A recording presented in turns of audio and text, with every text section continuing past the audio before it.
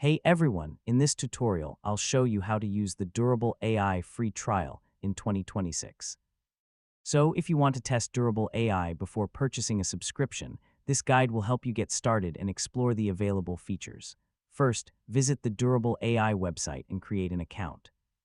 If a free trial is currently available, you'll typically see information about it during the sign-up process or on the pricing page.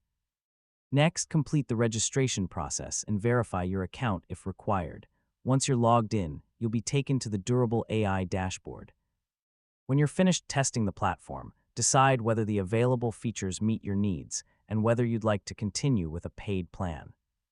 Finally, save your work and make sure you understand what happens when the trial period expires, especially if you plan to publish or maintain a website.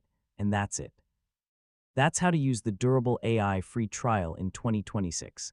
Thanks for watching, and I'll see you in the next tutorial.